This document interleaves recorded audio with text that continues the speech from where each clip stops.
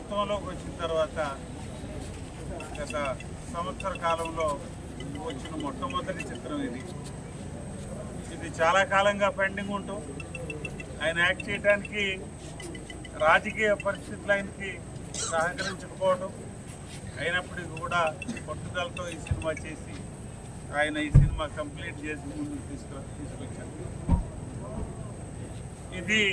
దీంట్లో ఒక సందేశాన్ని ఆయన వదలుచుకున్నారు.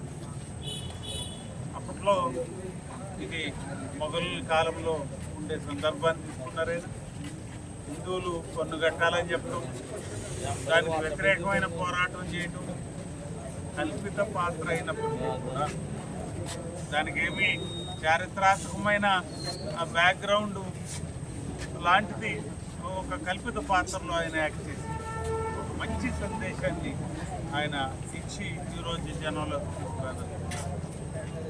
ఆయన నిజ జీవితంలో రాజకీయ పరంగా ఎంత గొప్ప ఒక పొరవాడిని సృష్టించాడు. ఆయన ఆంధ్ర రాష్ట్రానికి ఒక డిఫరెంట్ పాలిటిక్స్ ఆయన పరిచయం చేసిన పరిస్థితి ఈరోజు.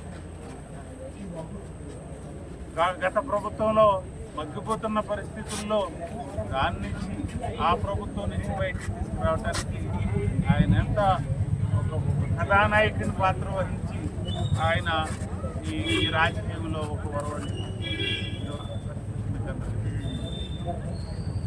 సినిమా రంగంలో కూడా ఆయన నమ్ముకున్న వారిని అందరినీ కూడా ఎలాంటి